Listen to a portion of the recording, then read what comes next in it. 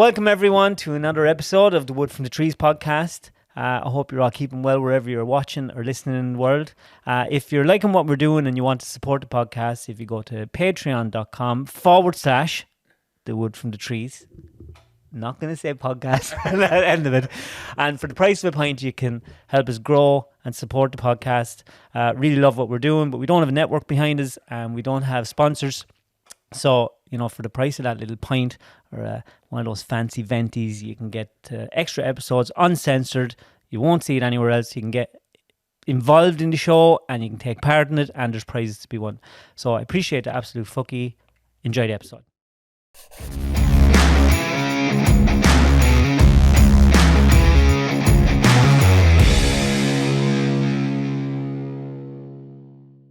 I used to love Phil Colley. Yeah, he always used to read out my messages. Phil sound. Do you still talk to him? Every now and again. Is he the odd message. Isn't he into the ghosts? I don't know. I think he done a ghost show after. Oh, maybe. Yeah, when he went on to the early mornings. I don't know. I left the country. Yeah, you fucked up. I don't know. Maybe. Is it on? Yeah. Right, keep this nice and close. Sound. Right. Karen, how are you? I'm great. I had a beautiful drive over. It was a lovely day. I was lost. I was there. Where is Karen? Have you been here waiting long? No. I'm just dramatic. Yeah. But you were out having a walk. Yeah, because I arrived early and I was like, well, I had a sandwich as well. And I was like, right, I might as well stretch my legs. No point sitting in the car, and walk down by the river. And it was beautiful. Oh my God, the smell of like the wood and the trees. Oh, imagine if you had went up the mountain. You probably were brought over the mountain to get here. Yes, I came over the mountain. It was like a one-way road. Yeah. And I was like, if I meet Anthony. And then I met this massive truck at one stage. Had a timber on it? No, it didn't. Oh. And you are a Clare Morris woman. I am. Yeah, born and reared. Born and reared. Big Morris. Family? Three of us in total. I have two brothers. I'm in the middle. You're the middle child? Yeah. So, the only girl. Right. Middle child, only girl. Does that mean you get ignored or you just get everything your own way? Because you're the only girl, so that's an anomaly. Yeah. Well, because I was the only girl, I remember when I wanted to go out, when I started going out, or wanted to go to over 18s, like 16, 17, I wasn't allowed go unless I went with my older brother. What age were you? I think I maybe had just turned 17 or late 16. Yeah. I don't know. But Mum wouldn't let me go. They wouldn't let me go. And I was like, well, you let Keith go at this age. Why not me? Yeah, that's not fair. And they were like, well, he's a boy. And I'm like, well, I don't care. Like, you let him go at this age. So they kind of didn't have an argument. And they were like, okay, you can go if you go with Keith. Were you a close family? Yeah. Well, myself and my older brother, especially Keith. And now my younger brother as well. We're closer. Was he just spoiled, was he? Oh, the younger one, yeah. Bollocks. What's his name? Paul. Get your shit together. Is he still spoiled? I mean, he's a baby. Yeah, that's always the way. Oh my God, I never forget, especially toys. Like, he had all the toys in the world, and myself and Keith were kind of ignored. We'd be like, we want something. We're like, they'd be like, no. And then Paul would ask for something, and woo, it'd appear. And did you like school?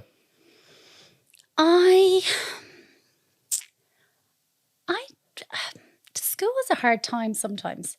Like, I was extremely shy, extremely quiet, which people nowadays who know me kind of wouldn't think that.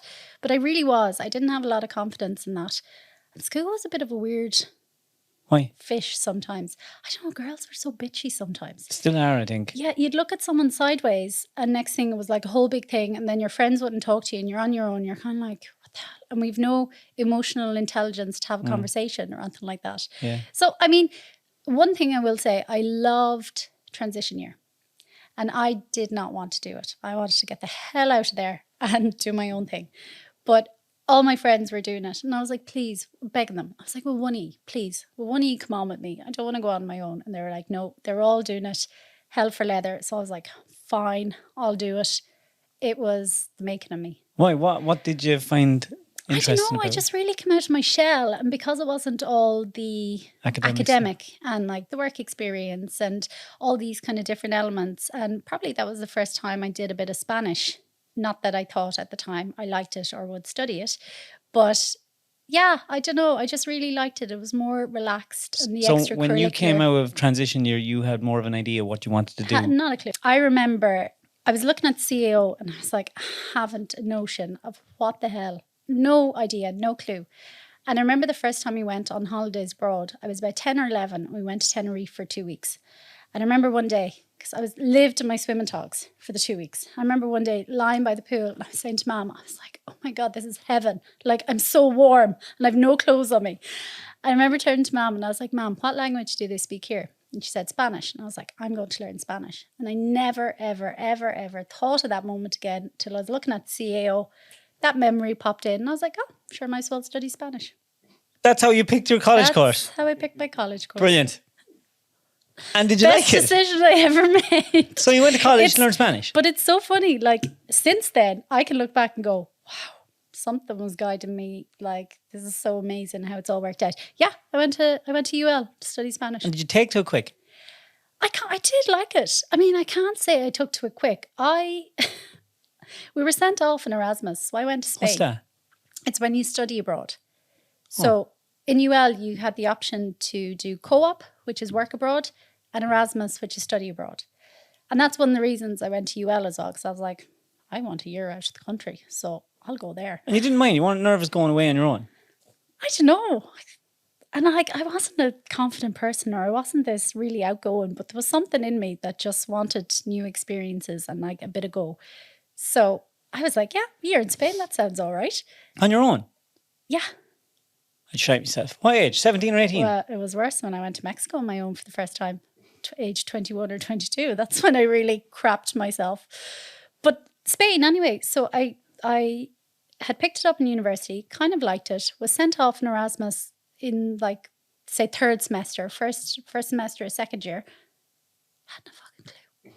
I was sent off. I knew the alphabet. I knew a couple of songs and I knew a few verbs. And off I went to university. And I was sitting there going, in lectures going. In the different country? In Spain. And I was like, I haven't a clue what the lecturer is saying. Never mind take notes. I was like, what's everyone writing? Oh my God. And did anyone meet you to guide you through what you were doing? I don't think so. Yeah. Did you come home from Spain? No. We're talking about, I finished university in 2006. That's when I first went to Mexico. 21 or 22. Did you have a grasp of the language? I mean, I had a tiny bit, yeah, because by the end of it, it's like that sink or swim situation. And I managed to pass all my exams in Spanish at the end in university and I did okay. Again, I don't know how, but I got the head down. I know from even the Lima Cert, like, you know, studying, especially for exams and that, it's just testing short-term memory. And I could learn things off verbatim and regurgitate it. So I got through. I was fine. But I did have a bit of a level. And the good thing about going to Leon, where I studied in Spain, even all the Erasmus and the international students, we all spoke in Spanish all the time. Whereas I spoke to other people, you know, who came back after Erasmus and they were down the south and different things like that. And everyone spoke in English the whole time. And again, I wanted to go down the south as well. Initially, everyone wants to go to the sun, but I was last to the party. Why was it cold where you were? It did, yeah. It does get cold in the winter, like snow cold. But I was last to the party. I was like, yeah, I'll be fine. I'll fill out the forms any day. And then when I went to fill them out, I was like, yeah, I want to go to Granada or Seville. And the lecturer was like, you have 2 places left. They're all full. You have Leon or Salamanca. And I was like, oh, I don't know either of those. I don't know Salamanca. It sounds horrible. I haven't been. It's meant to be beautiful. But sounds like a fish. Yeah, a salamander type of lizard is all. But the way she described it, the lecturer, I was like, I don't know anything about either of those. Never heard of them. I was like, can you tell me something about them? And she was like, Salamanca is beautiful, stunning. Loads of people go there. Loads of Americans. Leon is really traditional Spanish. They speak really good Spanish, whatever. So I was like, send me where the Americans don't go. I mean, I don't really have anything against them. America, fuck yeah. But I was just like, yeah, I'll go to the other place. Again, best decision. So, and you know, when you're speaking, especially the Italians, I have so many Italian friends, and speaking to them, I thought I was so fluent, but realizing afterwards they were speaking more Italian than Spanish. But yeah, no, I picked it up. And then when I first went to Mexico, because whoa. Go back. Whoa. I'm back. So you come home, right? Yeah. You come home from... I came home for my final year in university. Yeah. So that was like second, third year, I had the year out. Did not want to go home. I was ringing UL and everything to defer my course. I wanted to be gone. I was like, this is great. And Do you not miss mum and dad? I mean, yeah, but Were you living the dream? there's a whole world out there. Like, were you working out there? I did when I was studying, no, but I did do co-op, which was work abroad. But because I didn't have Spanish to go into a company or anything, I was teaching English on the beach, north of Barcelona. How do you speak English when you don't speak Spanish? Because the kids, how do you speak English when you don't speak Spanish? How do you teach English? Oh, teach. When sorry. I used to speak. Yeah, mindful. No, because the kids were coming. It was like a camp, and kids from all over Spain, from different schools, would come to this intensive English camp for a week or two. And so the idea was you speak English to them. That's it. You're just speaking it to them. Oh, no, and teaching. Like I was teaching English as well. And when you came home then, and you're rocking around meeting your friends, and you're talking to mum and dad, and they're going, right, you have your degree or your course, and what job are you going to get now? Are you there? I'm fucking out of here. I don't know what I'm going to do. I think I'm going to go to fucking Mexico. Oh, God. Well, that wasn't planned either. When I finished, it was like boom times. So in one sense, it didn't matter what you studied. You could have gone into a graduate course in pretty much anything. I remember walking around the careers fairs in UL and with another friend of mine, she did applied physics. So I was like, God, Pam, I don't know what I want. I don't want any of this. And she was like, well, I did applied physics. I'm totally unemployable. So we just went round for all the freebies. I was like, yeah, I don't know what I want. And some friends of mine were going to Dubai teaching. And I was like, that kind of sounds interesting. But also I was like, do you know what? I really like this Spanish thing. And I kind of have a bit of a hold in it. And I felt like if I didn't do something then, I was going to lose it. But also I felt like Spain wasn't calling me. It was like, been there, done that. So I was just like, I have no idea what I was going to do. And then still to this day, I have no idea from who. But I received an email to my college inbox about teaching English in Mexico. And I was like, oh, that's a new country. They speak Spanish. Great, I'm going to go there. So I was applying. I was doing my online visa test. Did you tell your mum and dad? I don't know. I mean, I'm sure I did. But even for me, no, I did. But even for me, I booked a one-way flight to Mexico that left 2 weeks after my final exams. And after my thesis and my final exams and everything finished, in those 2 weeks, when there was nothing going on and the realization was that I was off to Mexico. On your own? On my own. I had a total and utter breakdown and meltdown to my parents. I was like, do you not love me? I'm your only daughter. How could you let me do this? Literally. You're such a bad parent. Yeah. I was literally like, I'm your only daughter. Do you not love me? You're letting me go to Mexico on my own? Like, what the hell is wrong with you? And I'm pretty sure I only ever heard that Mexico was the most dangerous place in the world. Mexico City. So everyone still has that isn't it? idea. No. I've had I see the way you touch the table. Yeah, you always do a bit of touch wood. No, I've never had any issues. The people are amazing. I mean, yeah, it has come on a lot since it was the most dangerous place. And like there's still issues, and a lot of things that go on, but it's certain parts as well. And it's not a blanket. But only for my mother. She just turned to me and she said, okay, Karen, there must be something in you that wants to go. Otherwise, you wouldn't have gone to the hassle of doing your interview, your visa, your flight, blah, blah, blah, blah, blah. So she was like, why don't you go? And if it's that bad, just come straight back home. So I was like, Mom, you're dead right. You're dead right. I am going and I'm staying maximum 1 week and I'm coming straight back home. That was the only way I got on the plane. In your head, it's a holiday. Yeah. I was like, go for a week. On your own. Have a bit of a look around. In the most dangerous place in the world. And I'm coming straight back. Knew nobody, had never been. The furthest I'd ever been in my whole entire life. Off I went. And I've hardly stopped since. That was 2006. Did they have a place for you to stay? Yeah. Like they had to get me a house. Well, I was sharing with others. But yeah, they must have met me there. I don't know. I got the bus from Mexico City straight to Irapuato, name of a place, about 5 hours north Mexico City. Someone must have met me getting off the bus in Irapuato. I don't remember. And did you love it straight away? I was kind of like once, because I was staying a week and I was coming home. Like that was still in my head when I got there. But then I was kind of like, geez, what's so bad about this? It's kind of just like life, Just people going to work. Was it? Yeah. Same. I mean, same, but different. But yeah, as in humans living life. But culturally. you know, you're coming from fucking Clare Morris. You know, there's no way. I've been in Clare Morris, right? There's no way that Clare Morris and fucking a place a couple of hours outside Mexico City is fucking same. Yeah, I know. Yeah. I mean, no, it was very different. And I suppose in a lot of sense, there was a big culture shock in. Is it a more laid back culture? What way is it? Is it like going back in time, or is it like, what is it? Yeah, but it's really funny. I've traveled all over the world. The Irish and the Mexicans are the most similar nationality I've ever come across in my whole entire life. Even though we don't speak the same language, I'm like, we're the same people. We just speak different languages and we've different Really, weather. why?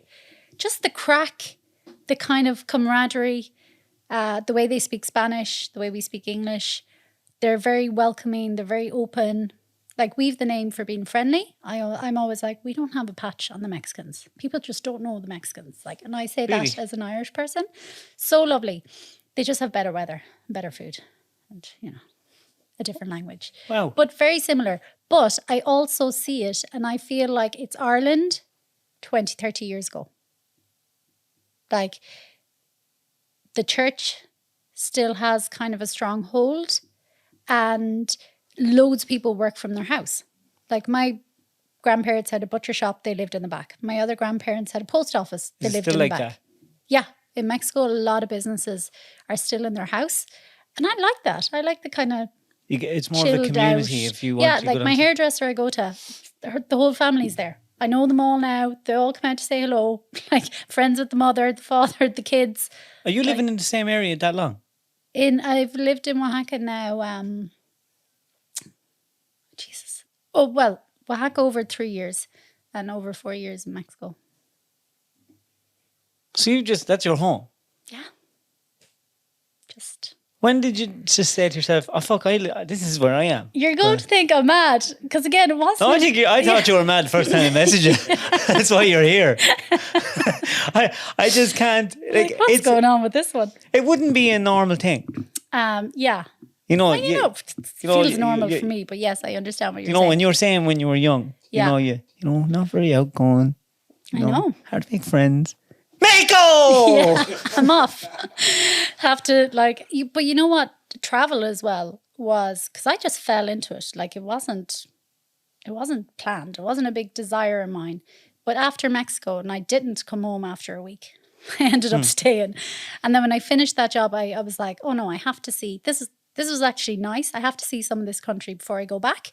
So I started traveling, and I was like terrified, because I was like, I've never backpacked before. I've never stayed in a hostel. I'm in a third world country. You did this on your own as well? Yeah. But I did, but also no, because there was another girl finishing in the school at the same time. So we started the journey together. It was huge for me because it helped me so much as well. I mean, I'm not saying it was easy in that and it was all like rosy and, just, going out and partying and whatever. It's really hard. Like, backpacking is actually challenging. It's stressful. And as well, like, for me, what I was saying earlier was actually so vital, the traveling in me as well, because it pushed me out of my comfort zone. Because there were times when I was on my own. I've traveled with friends and on my own, and it's like, when there's no one else, like, you have to go ask the questions. Even if you don't speak the language, even if you think it's like, oh God, I don't know how to say it right and I don't understand properly, but like, and you have to do all the planning. So it really, yeah, and it's only really, I'd say in the last even 5 years that I'm really appreciating. It's like a cumulative effect, but I'm only getting the benefits now. Yeah. And it's amazing. So yeah. Well, that's what I was going to say. You asked like how again I ended up there. Yeah. And basically it was my intuition again. The end of 2019 was like, you need to move to Mexico now. What's telling you that? Me, my inner guidance system, the thing that now I can see has been pointing me along all along. These like random thoughts, but I've trusted it so much as well. And I've also really cultivated and harnessed and trust my intuition on my travels as well. And I think that's something that has really saved me as well from... What was your lowest point out there? In general? Like, can you Or remember a moment that was your lowest? of all my travels. Yeah. Do you know when you hit a low point, but Yeah. you're on your own? Yeah. You know, family aren't around. Yeah. That must like multiply the loneliness and the stress. Yes. And I would say even last year, that point really hit me because I lost my best friend in Oaxaca. She got a brain aneurysm and died really suddenly. Fuck. And that was an experience because I was like, again. You there? Yeah. Well, I had just gone to France, but I was back a week later. She was in ICU and I was there for the last week and there when she passed. But when you're abroad as well, you make really good friends and they kind of become everything. They're your new they're your family. They're the they're family your you sister. create. They're your cousin. They're like everything. And she was one of those for me because you have lots of friends and then you have these kind of friends who are everything. So she was one of those for me. And when she passed, it exploded my world in a lot of ways. And I've been reevaluating a lot of things since then even. But that was really, really difficult. I mean, there was other people there. Obviously, there was a whole community and it was amazing to see the community come together. But for me personally, in my experience, I started questioning, I'm like, oh my God, what the hell am I doing? Like, first I got really angry because I was like, why do I have to live this experience? I'm like, why am I here with all these random strangers? I mean, they're not random strangers, but all these people who've come together, living abroad, expats and locals. Here we are going through this horrific experience. I was like, why? Why do I have to go through this? I was really angry at first. But then I was like, oh my God, it's so amazing to see the community and how she brought us all together. But I was then questioning, because when you're abroad as well, and in general, in life, you might hang around with people that you don't particularly, not that you don't like, but you wouldn't hang around with normally. It's just the circumstances that you're just like, bit of company or whatever. And I was really like, I don't want to do this anymore. Like, why? Why do I want to meet that person? Why am I saying yes when I don't want to? When truly, deep down, I felt like it's just a transient thing. Do you think that happens to us as we get older? As you get older, you have less time for... Yeah. Like when you're young, if your friends or even acquaintances ring you, are you going out? Oh, yeah, we go out. Now, if you're going out, no. Yeah. Not going fucking out. Yeah, I think it definitely comes with age as well. And that was a catalyst, I suppose, maybe to have that same energy, my own truth kind of universally. Even if it means I'm a bit more isolated or I'm on my own, I'm like, but actually I like my company. I've worked on the relationship with me because I didn't like the inside. It wasn't very pleasant. Why did you not like inside? Oh my God, I just had the worst critic, the inner critic. I'd be tearing strips off myself. I was so cruel to myself, which is mind-boggling to me now, but it was so normal. It was just... That must have been awkward going backpacking with yourself. Yeah. At night time. Did you camp? I did camp. I mean, I did a camp trip versus camping backpacking. And what I found, I would consider myself highly spiritual now, deeply spiritual, more connected than I've ever been through the church. And that's through my own journey and learnings and discoveries. And what made you start to think about things on a spiritual level? I think I was always kind of curious. About something. I didn't know what exactly, but was there something else out there? Like, were we more than just a human living a life and having experiences, and especially like challenging experiences or, like school and hardships and other things? Like, I was like, is this it? Like, and even how I felt myself, like, is this it? Is this all there is, kind of thing? So I was always guided to books. Like, I loved the library. I still do. I still love reading. And it was always, still to this day, I read books that I learn something from. What's your favourite book? Such a hard question, isn't it? Such a hard question. Can you remember the first book that you read that you went, oh, yeah, this is going to take me down a rabbit hole? Yes. So I do remember that moment. And that's why when someone asks me my favorite book, I just say this book because it gave me that kind of moment. And I was in Thailand and a friend of mine gave it to me. And it's The Monk Who Sold His Ferrari by Robin Sharma. And especially he used the analogy in the book of our mind being like a garden. And you can either have beautiful flowers or weeds, but it's all on us. And if we don't pluck out the weeds and tend to the garden, you're going to have weeds, which is not so pleasant, referring to our thoughts and our inner dialogue. And I just went, I was like, whoa, that makes a lot of sense. But I'd read things like that before, but still, I didn't put it into action. And this was my thing. I read all the books and they all made sense. And I was like, oh yeah, I get that. That makes sense. But I had no practice. I didn't put anything into practice. So what made you practice? So I didn't get the benefits. What really made me start walking my talk was, when was it? Like 7 years ago. I went through a traumatic breakup. My ex sent me an email, disappeared.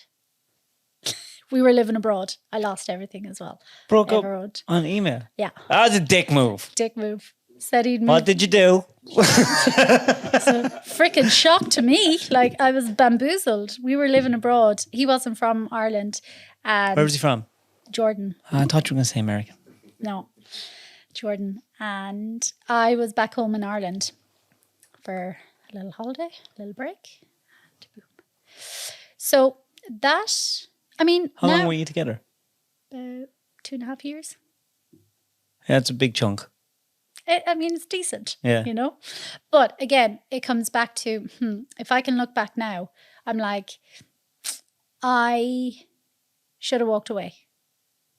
But it didn't make me feel good anymore. I kind of had lost faith in it, in us, but I was terrified. Like, the story that was running me at the time was like, what if I don't get another chance? So, and we just put up. Like, we were kind of like, oh no. And he had changed a lot. He'd gone through a lot of issues and, you know, had just kind of couldn't even have a conversation with them anymore. Or I was like, God, if I want to bring up this thing or mention doing something, I was like walking on eggshells. I'd be like kind of trying to gauge the mood, and then I'd be like saying something sly. It was hard work. Yeah, and me like crying in the bathroom, like afraid to be vulnerable in front, to be like, yeah, this is affecting me, you know, crying in the bathroom. And I'm like, yeah, that's no way to live. But I was too afraid at the time. You know, now I'm very different. Everything's easy in hindsight, isn't it? Yeah. And because I've taken the baton as well and ran with it, because I'm like, he's not the only one to blame. You know, I'm the common denominator in my life. And if things are happening, I'm there. There's something in me. And again, this idea that everything that I'd learned in books about our subconscious programming, the things we attract in the first place, like the situations we end up in, is from our own programming. So that's where we fundamentally have to change ourselves. And, you know, I had no practice. So that was like the detonator, that I got that email and, oh my God, the shock. I felt like every inch of my body like was nauseous, was trembling, like, you know, shock's a real thing. And I was in the bed, like, couldn't speak, couldn't talk to anyone, couldn't eat, couldn't drink, like, bawling my eyes out crying. And the first thing I went to was victim. What did I do? I shouldn't have done this. Why did I do that? Why did I, like, replaying everything, every little scenario, every little situation. I was like, oh my God, if I hadn't said this, if I hadn't done that, blah, blah, blah, blah. And I was like that it was quick, but it was, you know, Isn't it funny how as humans we react to trauma and it's instantly self-blame? And like breakup it's like a debt, you know, you've lost that person, you know, so in your head you treat it as a debt. Stuff. Yeah. And did he just get rid of all your stuff? He said, I don't know what's happened to it. He said he'd have it shipped back and nothing has arrived. Still? Yeah, still to this day. I'm still waiting. I'm living in hope. I'm like, had you much stuff? Those boxes are going to arrive. Yeah, like all my clothes, like kitchen stuff, like, yeah, like bags, jewelry, perfumes, like, I just came home with a little suitcase. That's horrible. Yeah, that was that was trauma number 2. because I didn't know. I thought my stuff was coming back. Yeah, I'd be raging if I didn't have my stuff now. So for the first few months, I was just dealing with, you know. So he broke up with you and robbed you. That's what he did. He robbed you. He broke up and he robbed me. Prick. I bet he made a killing off selling all my What stuff. a fucking wanker. But you know what? It's really funny, your reaction. I'm like, still to this day, people are more upset about my stuff than him. And I'm like, it's kind of really interesting. People care more about stuff than a human, which, you know. What was your most precious item that you wish you could get back? Oh, do you know what? Jeans are so hard to buy. Like, I can't say fucking jeans. Jesus Christ almighty. There has to be, you don't travel all Mexico, go to all these places and all you want is a jeans. Well, I'm telling you, my story of my life, it's hard to find a good pair of jeans. Anyway, okay, so beyond the jeans, I don't know, I just had some really nice handbags as well. Oh, yeah, that'd be horrible. Because if do you ever talk to someone that their house burnt down? It's terrible. Like, it's not the house, it's your stuff. You don't have a pair of socks. Yeah. So it's the same thing. Yeah, so thankfully I had a few things in the wardrobe in Clamars to keep me going. But yeah, no, but I didn't, that was further down the line. The first part to deal with first, that was a whole other kettle of fish when I realised, oh, my stuff's not coming back here. Did you think about not going back yourself? I did, and even a friend was like, I'll go with you, come on, we'll go. But he had said he had gone. He'd gone back to his home country. So how was I to know? So I didn't go. Anyway, I was like, whatever. So, because I suppose I was trying to deal with what had happened. I was like in shock. I couldn't get on an airplane. You were kind of lucky you were at home. Yeah, and I also thought my stuff was coming back. You were waiting for your stuff. I can't go anywhere without my jeans. But maybe we should go on holiday. I have no jeans. I have no jeans. Can't go.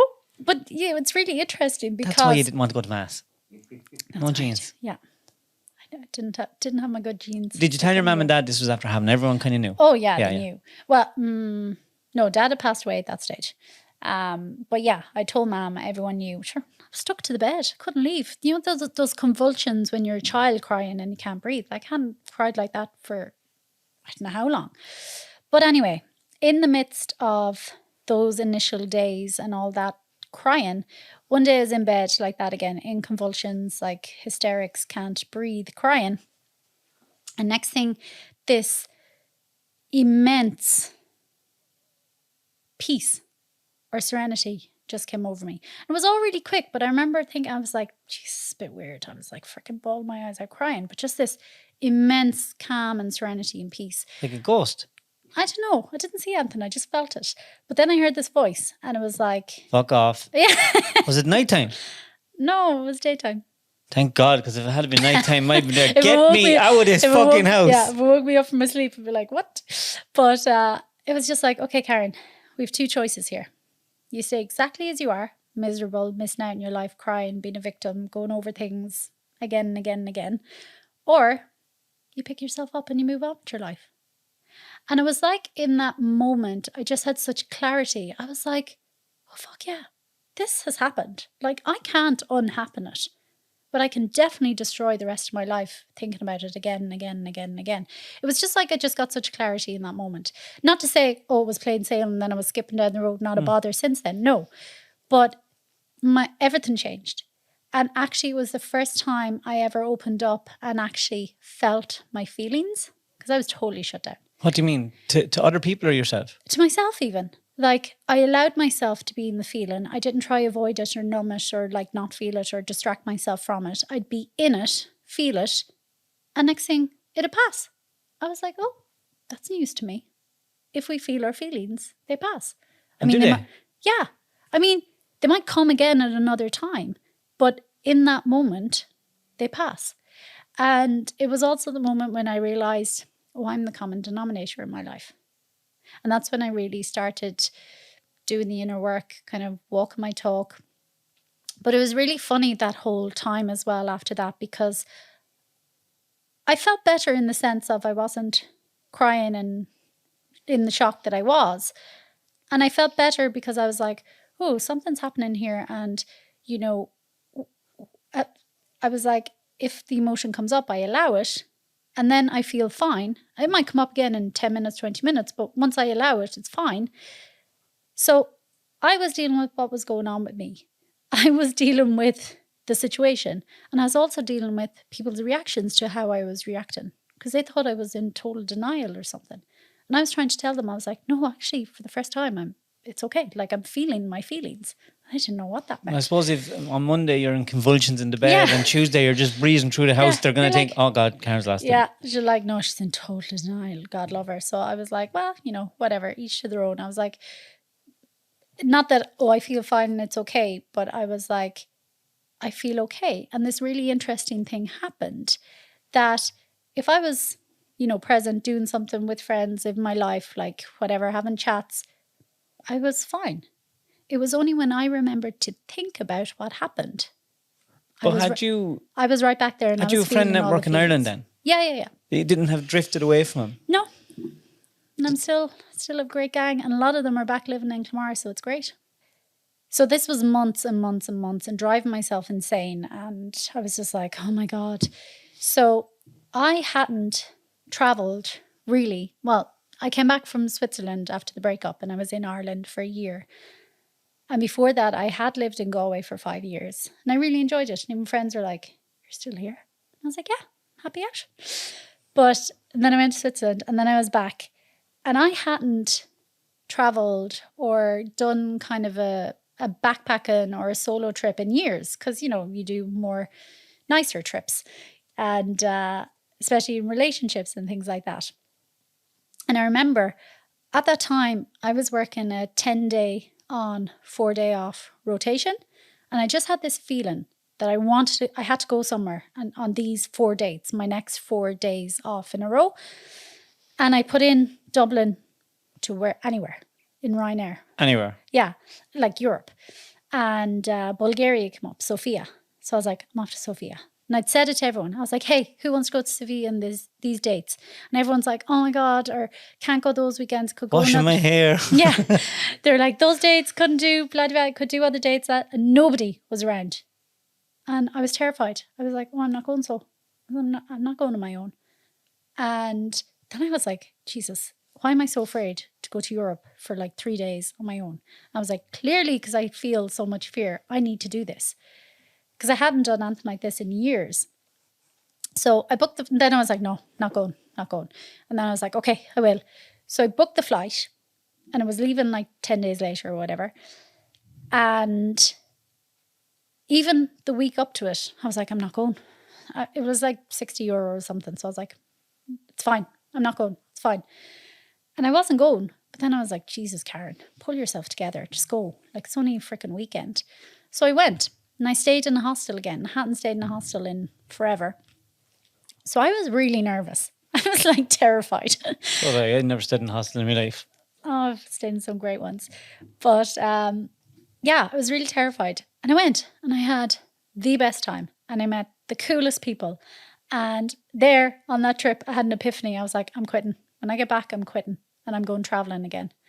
So I got back after the 4 days, did my 10-day rotation, and that was a Friday.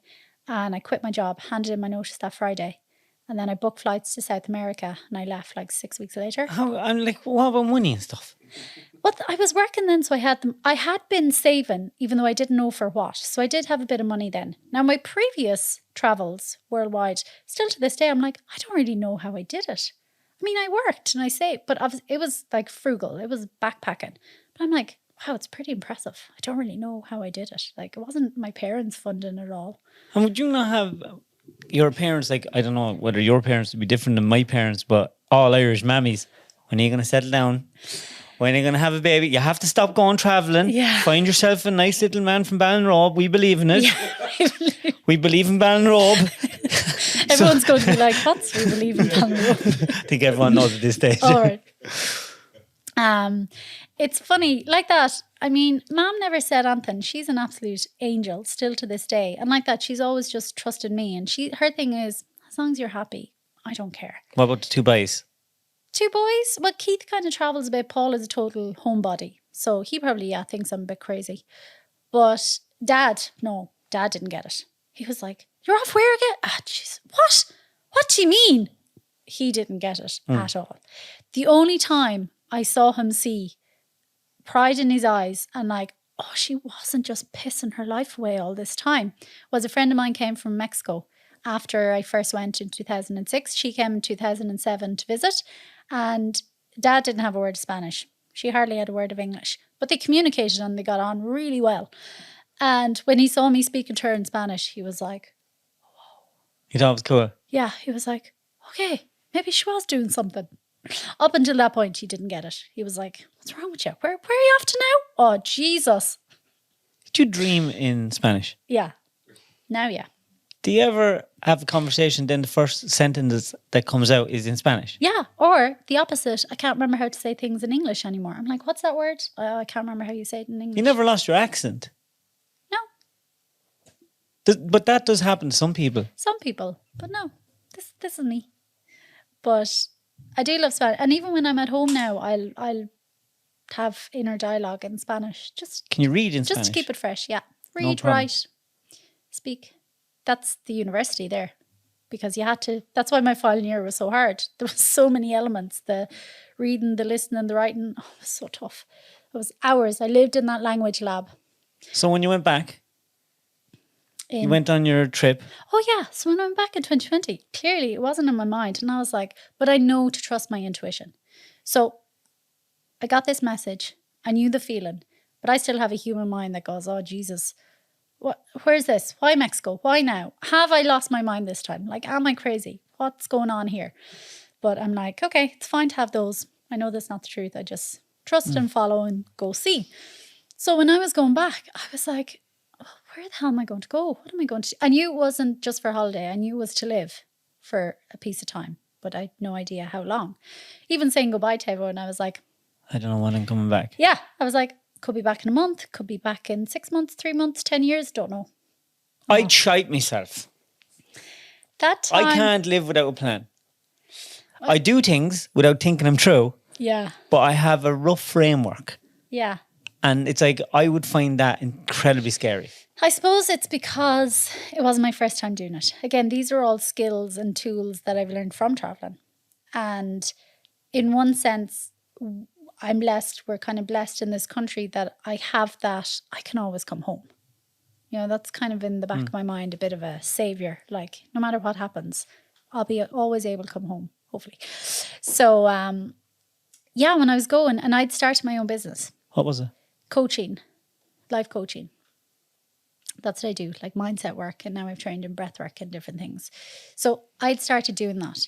And online, because I wanted to work online. This is before the pandemic. My friends thought I was crazy. I was like, there's this thing called Zoom. I'm going to do my work on that. Because I realized from all my years as well, I'm like, oh, I'm done with this stop, start, working, saving, spending it all, coming back, starting at But how do you zero. do life coaching and go, I'm a life coach, but I don't know what I'm going to do with myself? But sure, I do know what I'm doing No, now. but at that time, remember. Oh, you no, were, because I only started this like 4 or 5 years ago. Oh, yeah. Yeah. Okay. When I knew. I was there thinking, life coaching. What do you do? I don't know. I'm just traveling. Just wing it. I just know. Just talk to people. No. Now I was like, this is what I want to do.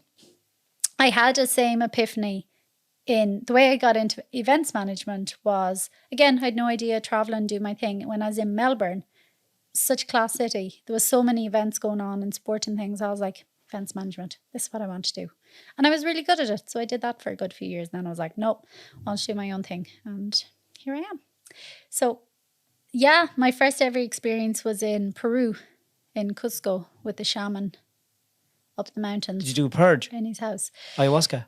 I did do ayahuasca. That first night, I didn't have a purge. I was so sick. I was super nauseous, yeah, but I was so uncomfortable in my body all night. I was tossing and turning. I never got sick, never went to the toilet. And I was like, this is freaking horrendous. Were you fighting it? I didn't realize it at the time, but from having done it again a few times, I was like, oh, I was afraid to let go of control. Yeah. And that was my biggest thing. The ego was holding on. In life, in general, I was always trying to control everything. Even though I seem very like airy-flairy, go with the flow. That's something I've learned. I wasn't like that. I was a complete control freak. And it was the same, my first experience with medicine. I was so afraid. What's the difference between the medicine and ayahuasca? Oh, I just call it a medicine. Oh, you Plant called it medicine. ayahuasca the medicine? It's a medicine. There's lots of plant medicines. It's one of them. And can you remember when you did let go? Or what was the experience like? It wasn't, so it wasn't that time. I was too afraid, it didn't happen. I just felt really uncomfortable. After that night, I was like, why would anyone do this? I'm definitely not repeating that. It's a lot of shy. Yeah. Well, not that it was a load of shite Didn't per work for you. se, but I was like, yeah, do you know what I thought? Oh yeah, God, I remember now. Talk about ego. I thought, oh, I must be enlightened already or something. I think that about myself. Go to ayahuasca, I'll show The you something forestry else. Jesus. Yeah. So I was like, oh, lol, how funny. But I was like, sure, I didn't know. And I was like, maybe I'm already enlightened or something. I don't know. Well, no, it wasn't the case. I was just terrified to let go of control. So I did another retreat probably the year after. And I remember this one moment, especially, there's lots of moments, but one of them, especially when this first letting go of control, I remember I was lying down in the bed and like there's loads of people in the room and my bucket was like the other, it was at my feet and I was, lying down at the opposite side to my head. And I remember I was like, oh my God, I'm feeling kind of nauseous. Am I nauseous? Am I going to get sick? Oh, I don't know if I'm going to get sick. And this whole narrative in my head. And I'm like, I don't want to get up. And if I don't get sick, I'm going to look like a fucking asshole in front of everyone. And oh my God. So am I sick? Am I getting sick? I don't know if I'm getting sick. And this whole thing going on in my head for ages. And I was terrified to get up in case I didn't get sick and people would see me. And this was one of my things in being seen. Like in life, I was Other always, people. It was always the trying other to people. hide. Yeah, I didn't want to be seen. Didn't want to look like I didn't know what I was doing or a fool or anything like that in any way. So You didn't want anyone to think you shouldn't be there. no. In general in life, I'm talking about like if I went up to do something and it didn't happen, I'd look like a fool kind of thing. And it was the same with the medicine, like thinking about getting sick in the bucket. All of this was going through my head. And it sounds maybe hard to understand, but the medicines show you to you. Like it's all internal. So here I was in this freaking inner battle and whatever. Next thing I just heard this fucking voice and was like, oh my God, Karen, this is the shit you need to let go of. Like all this inner analyzing. Was it your voice or a different voice? No, it was all me. Yeah. Different aspects. And then I just shot up like straight up like the fucking, what's his name, Frankenstein or something, and to my bucket and had a big massive puke for myself. And I think that was the first one I had with medicine. And oh my God, it was the most beautiful thing in the world because they tell you if you get sick, like to give thanks because it's some old something. Yeah, you're moving getting, from your body. It's energy, it's toxins. And I felt like it came from here. Like I felt it clearing from here in the middle of my chest. So I remember looking at that puke bucket and oh my God, I started crying tears of gratitude. It felt like the best thing in the whole entire world. And it was like it was shape shifting and it looked like a lion. And I was like, oh my God, this is amazing. Did it expand after that? No, then I was like, all right, I'm over. And then I was looking around and I was like, look at everyone here. I was like, your one over there is in bits altogether. They're puking, they're pacing the room. I was like, I don't give a shit where they're at. Why am I judging myself so much? But this was part of my own healing in not being so hard on myself, not being so critical of myself, not always like tearing shreds off myself, overanalyzing everything. Because I was like, I'm not judging them.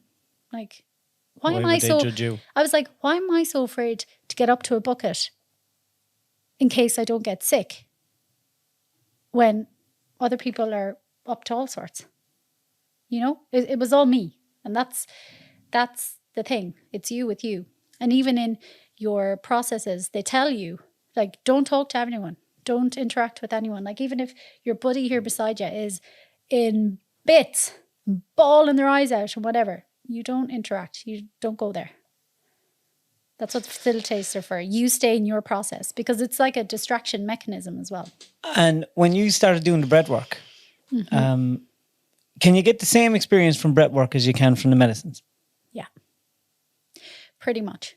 And how does that happen? Like, why is going on that you're doing that? Is it like are you poisoning yourself with carbon dioxide or like, I don't understand what's the mechanism of it. Well, I think there's a bit of magic and mystery to it as well. Like, I don't think we'll ever... For people that don't know, you just give a quick explanation of breathwork. And it's funny because this was something, even the shamans, even working with the medicines, they'd always say, it's not the medicine, you're the medicine. Like, we are the medicine. Like, and I'd always be like, I don't get it. Like, what does that mean? And I'd heard about breathwork a couple of times kind of over the years in circles. And, I was kind of like, well, what the hell is breathwork? I was like, I know how to breathe. What else is there? Like, I'm breathing every day. I'm doing it. So eventually, during the pandemic, I joined an online ceremony as well. And afterwards, I was like, holy fuck, what was that? Because you'd done it online. Yeah, because I joined a ceremony, or joined an online session. And the first time you done it, you got... Mind blown for me. And one thing it did for me that the plant medicines didn't do to the same level is that somatic emotional release. I don't know what that means. So you basically, you just feel intense emotions. And that's the intention of some of these somatic breathwork journeys. Somatic means of the body, sensations. And the body keeps score. Our bodies are the greatest piece of intelligence we'll ever own in our whole entire lives, but we're not taught anything about it. And it remembers everything on a cellular level. And even science has proven, not just from our generation, up to 14 generations back as well. We hold shit in a cellular level that we may not even know about. You hold it in your DNA and your RNA, don't you? In the cells. So this breathwork, first of all, what is it? So you're doing a type of, it's called a conscious connected breath. So what that means is essentially no pauses, and they're deep breaths. It's a form of controlled hyperventilation, because you're not going into hyperventilation. But are you over oxygenating yourself, or are you holding carbon dioxide? What's going on? Yeah, physiologically. It's kind of the over oxygenation. But there's also a phenomenon happening called transient hypofrontality, which cuts off the blood. It's safe. Cuts off the blood to your prefrontal cortex. So basically your thinking mind. Cuts it off, or not cuts it off, puts more blood into it? No, cuts it off, as in there's not blood going to it during these. And that's why the monkey mind, or that, highly analytical thinking mind. What did they call it? Pineal gland, is it? The pineal gland. I always mix up with penis, and I don't like saying it. More or less. No, not per se. It's like the prefrontal cortex. So that's like us here having a conversation. Yeah. That's all kind of prefrontal cortex. So because that's offline, people can, go deeper. But as well, through the breath, we're changing our brain waves. So we're going from beta, which is, again, here we're having a conversation, conscious, to theta. And theta is hypnosis. Or the cosmic mind. Or the cosmic mind, if you want to call it that. I don't know if I've heard it called that, but yeah, I like it too. I don't know. Because we're cosmically blind, the way we perceive. Our eyes and our frontal cortex, we only see one wavelength of light. Absolutely. And that's not the sum total of us, for sure. So you're in theta. So how long does it take to do that? I mean, it can happen pretty well. If you do even 20 deep breaths now, you feel kind of lightheaded. What kind of a deep? Yeah. So you're doing belly, chest, letting it go, all in and out through the mouth. And this is not mouth, because that's what it's activating us. So we're stressing the body as well in a controlled way, because the body then will make adaptations because the body knows what to do to bring us back to balance. So it's not something to do every day. It's not a good way to breathe in general. Just saying that to people. It's an intentional journey that you would do once a week, once every 2 weeks, once a month, something like that. Not every day. So it's deep into the belly, deep into the chest, in and out the mouth. So you're like... like that, them 2 breaths and then... Well, I always say start off like that, because you can just focus, belly breath, letting it go. But then you kind of find your own wave-like rhythm. But it's deep. Do you get used to using that rhythm, or do you have to constantly concentrate? You do have to concentrate at first, because what happens when we go to do anything that's new to us? Our brain wants to keep us in what's familiar. So sometimes, and I always say it at the start of journeys, like when you start to breathe, next thing your monkey mind will kick off and be like, oh my God, I'm tired, I'm hungry. Did I turn off the dishwasher? I don't want to do this. Why am I here? Blah, blah, blah, blah. And there's a level of discomfort in that. All growth comes from discomfort. So, but once you move beyond that, so if you keep it up, it goes offline like that. And it can happen maybe within 15, 20 minutes sometimes. You're offline, you're in a different zone, and you're in the subconscious. And are you having a psychedelic No. trip? It's not. It's not psychedelic. You're still aware. You're aware, but you are in an altered state of consciousness. because you are in that more theta. Well, you're going down to theta, but you're in the subconscious as well. And the subconscious is where we hold all our limiting programs, all our limiting beliefs, well, positive as well, but it can bring up a lot for people. And especially those kind of trapped emotions, traumas, things that are not processed and stuck in the body. Because everything is energy and every emotion is energy. And if things happen to us, and it's natural, you know, for us to shut down, to avoid, to numb, but eventually those things come up. But we're not taught how to deal with them. So we kind of keep numbing or distracting or avoiding or kind of thinking, oh no, that's fine. I'm like, you think, or I think it's an Irish thing. If we think we forget about something, it's dealt with. Shove it under the carpet and it's fine. But no, that energy is still in our body. It has to be released. The only way for energy to get out is through feeling. So it's healing through feeling. I don't know if you've heard that phrase before. And you're handing the controls over to your body. And I've had some mad journeys. Like what? Where all these involuntary movements take over my body. And I'm just like shaking or vibrating or like hands. I remember this one time, it was like I was doing a marathon. And I was like, what the fuck? But I've done so many now. I'm like, wow, this is amazing. Whatever is happening. And are you still in control? Yeah. Yeah. Like I could still have the thinking mind. And this is the thing. I'm always in control. And everyone's always in control. And this is the thing it's showed me as well over the plant medicines, that I do hold all the power. And it is me. Because if I go into a journey, and I've had some before, and I'm like, oh no, I'm just too tired. I just can't get into it. Nothing happens. But if you're doing breath work with someone, say you're doing it in a group, Yeah. or you're doing And I do. it. I have an online community as well. So are you on a Zoom doing them? Yeah. And are you taking care of them when they're doing it? Like people must have different reactions. Some people could have a bad reaction to it. Like, have you ever seen someone fucking... Touch wood, it's extremely safe. And even there was an 11-year study done with 12,000 psychiatric patients. And over the 11 years, doing all the breath work, only 2% said they experienced nothing. No one experienced any adverse effect. And 98% got some benefit. So it's extremely safe. And the thing I remind people and say to people all the time is, you're in control. I can't breathe for you. So if anything is too intense, you just close your mouth. You breathe in and out through your nose for a couple of rounds, let things settle, and then come back in when you're ready. Or if you stop, you stop. And what kind of people does it help the most?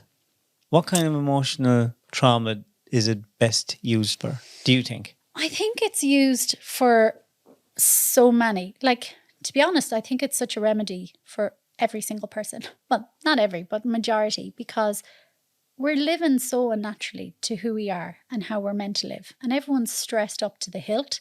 So especially for stress, for high anxiety, for depression, and especially that really overthinking mind. Like I've had people join journeys who have never been able to meditate, can't rest, can't stop. I was one of those people. I could never stop, could never rest. My mind never went offline. It was 100 miles a minute. And they were like, wow, that's the first time in my life my head was silent. Yeah, I find breath work, I find it fascinating because it can seem a little bit woo-woo, but even simple little things like Shane Flynn, a guy I know, he put me onto a few things about it, and you'd see things like, when you get really stressed out, like at work or phone calls coming in and you're stressed out, just a little act of like just looking up and taking a big deep breath and just the minute you let it out, it like everyone knows that helps if you just take a breath. Yes. So you'd imagine that if you just multiply that by infinity, take from the depths of forever, and it'll be. Well, like I say, it's intentional and it's therapeutic. These longer journeys are not everyday sustainable. I'm also training in functional breathing because, let me tell you, breathwork is the greatest rabbit hole I have gone down in my life. When I was signing up to train, I did not expect this whole like fascination to open up. You know, I thought it was basic enough to learn. Now it's like, oh my God, this is amazing. And it is you know, again, it's shown me that we do hold all the power, that we can get to these levels of out of body experiences, consciousness, whatever, as well as the healing purely with our breath. Like, and even breath in Sanskrit means spirit. And connecting to that oneness, that sum total of everything. Did you ever read that book, Breath? Yeah. By, what's his name? James Nestor. James Nestor. Amazing. And it went back to the 15s and 1600s when people stopped breathing properly. And their jaws were deformed. So we were all born with deformed jaws because we don't eat and chew hard food. And people years ago, they had better teeth, they had better jaws, didn't have headaches. And it was all because they automatically breathed through their mouth or through their nose and then out. Yeah. Because it's like, it's same as Anthony, use it or lose it. And they thought, oh, the nose is not really for Anthony. Or not back then, but in recent years. It was like, it doesn't matter if you breathe through your mouth or nose. But no, our nose is made for breathing. Yeah, and if we don't use it, it will block, it'll deform our whole kind of face. Yeah, deviates. It'll change our whole soft palate and everything. He done an experiment for a month. He blocked up his nose. And another guy was breathing through his nose and he was so unhealthy. Headaches, he put on weight. Sleep apnea, waking up a million times a night. Pissing every night. I started taping my mouth too. And I don't get up to pee anymore. Years ago, and I made my mother do it as well, and she's sleeping so much better and doesn't get up. But this one I'm saying as well, I've started training with Patrick McKeown as well in Oxygen Advantage, which is functional breathing. So that's our everyday. And I'm still in it because like that, it turns out most of us aren't breathing right in the first place. And actually this thing of take a deep breath is not the best thing to do for ourselves. And Patrick McKeown talks about this as well. And it's his whole thing in Oxygen Advantage. It's like, well, always breathe through your nose. But actually when we breathe less, it's better. So and holding the carbon dioxide in your body. Because we're expanding our blood vessels, makes them dilate, so we can actually get more blood to the cells, more oxygen to the cells. Whereas if we take a deep breath, and I was an over breather without even realizing. Like sometimes I'd take a really big inhale and I still feel like I needed more. I still felt like out of breath. What is that thing? You're supposed to breathe in for a certain amount of seconds, hold, and then breathe out for a certain amount of seconds. Yeah. Instead of these little short breaths. Well, it's more, again, what's comfortable for anyone. But anytime we extend the exhale, we're in parasympathetic nervous system, which is our rest and digest. That's where we want to be. We will have moments of stress and that sympathetic nervous system where we're like, oh shit, something's on fire. I need to take it off the cooker or whatever. But as humans, we're living there all the time now. And that affects our body. Like, because we're upper chest, we're faster breathing. So it has a knock-on effect on every single aspect of our life. And I call our breath now like, it's our personal remote control. My breath is my remote control to my inner world, to my mental and emotional well-being. And with one breath, I can be all out of whack and in panic. And with one breath, I can be back in balance and calm. And we really can do so much for ourselves when we tune in. And even Patrick McKeown, he talks, or even in Oxygen Advantage, it's this idea of breathing less. So, and that means when you say breathing less, do you mean taking lighter breaths or breathing in and holding and then taking lighter breaths? Yeah. Lighter breaths. So this is a practice. Again, it's not an all day, everyday thing, but it's a practice to help people to breathe better and to get back into the natural kind of rhythm and not over breathe. And when you start breathing less, so you want, even if you put your finger under your nose, and if you breathe in, you want to breathe in really slowly. So like you can hardly feel air on your nose. Like that's slow, like breathing in and breathing out. Through your nose? So the act of that is obviously holding the carbon dioxide. It is pooling carbon dioxide, yes. And we want that to happen because it's actually carbon dioxide that helps deliver more oxygen to the cells. So we need carbon dioxide. But again, most of us are over breathing. So we're kind of offloading a lot of it. But when you start to, and when people breathe like this, and you breathe really slowly, like the air is hardly imperceptible. And if you even do 3 breaths like that, and for me at the start as well, because I'm constantly trying to improve my BOLT score, because it was actually What's that? body oxygen level testing. And can you test that? Do you test that? Even it's simple. You take you're relaxing for a couple of minutes so you're not stressed. You take a normal inhale through your nose and a normal exhale, and you pinch your nose at the bottom of the exhale. And you have a timer and see how many seconds. Can you hold your breath for long? It's really funny. In Oaxaca, and I didn't realize this at the time. Don't laugh when you're holding your breath. It won't work. But I was holding my breath for like 13, 14 seconds. And I was like, oh my God. I thought you were going to say 13 minutes. No. But I was like, this is really bad, because 10 seconds or lower would indicate chronic health issues. Like, you're really not in a good space. And I'm like, oh my God, what the fuck is wrong with me? I was like, Jesus, what? I wasn't freaking out that much, but I was like, this is really weird. Then when I went to the beach, I do it every morning, held my nose, 22 seconds. And I was like, oh my God, I totally forgot. Oaxaca's on an elevation of 2,700 meters or something. And I was like, okay, right. I'm still trying to improve it, but it's not that bad. Okay. It's not as bad as I thought it was.